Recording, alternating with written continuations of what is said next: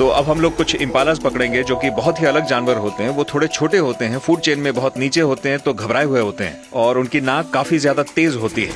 Impala बड़े बड़े झुंडों में रहते हैं और लिंग के आधार पर बटे हुए होते हैं। कभी कभार ऐसा भी होता है कि मादाओं के बड़े से झुंड की अगुवाई एक नर करता है।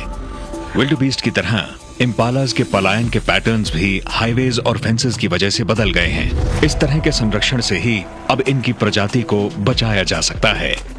और दूसरी बात यह है कि वो एक दूसरे को सींग मारकर घायल कर सकते हैं, तो इम्पालास के साथ हमें खास सावधानी बरतनी है।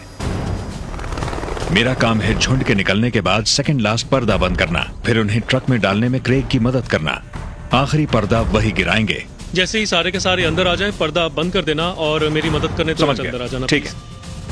बहुत ज्यादा रिस्पॉन्सिबिलिटी दे दी है मुझे। यही काम कोई और करता है तो आसान लगता है, लेकिन पर्दा बंद करने में टाइमिंग सबसे जरूरी होती है। उम्मीद है मैं सही से करूंगा। संकोच करने का मौका नहीं मिलेगा। हेलीकॉप्टर को झुंड मिल भी गया है।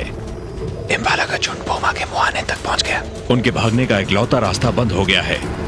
अगर मैं दिख गया तो ये सारा प्लान चौपट हो जाएगा। मुझे छुपे रहना होगा।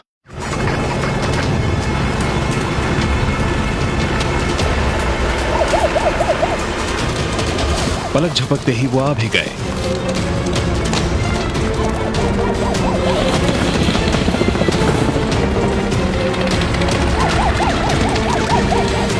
वो अंदर आ रहे हैं। चलो चलो जल्दी करो। झुंड में एक मेल भी है। एक नर की अगुवाई में मादाओं का झुंड। इनके सींग खतरनाक हैं। हमें जल्दी काम करना होगा।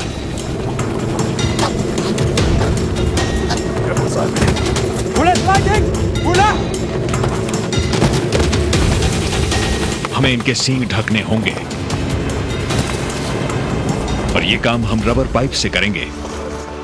ये क्या कर रहे हैं कि इस नर इम्पाला को पहले काबू में कर रहे हैं ताकि ये किसी और इम्पाला को सींग ना मार सके जो ट्रक में इसके साथ होंगे। वैसे ये जितना स्ट्रेसफुल लग रहा है ना, ये सब कुछ इस जानवर की भलाई के लिए किया जा रहा है। ये जानवर होता तो हल्का है, लेकिन इसमें बहुत ताकत होती है। देखिए ना, 4 लोग इसे काबू करने में लगे हैं। काम थकाने वाला है। चलो अंदर चलो चलो। लेकिन अगला झुंड हमारी तरफ बढ़ चुका है, तो हमने बोमा को रीसेट किया। तो अब होगा ये कि एक और झुंड लाया जाएगा, उसके बाद हमारा काम खत्म। पहले के मुकाबले मुझ में अब ज्यादा आत्मविश्वास है।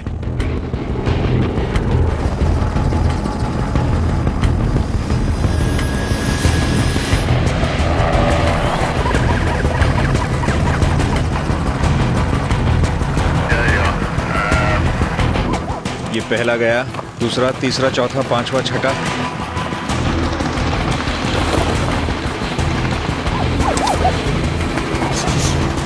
चलो चलो चलो।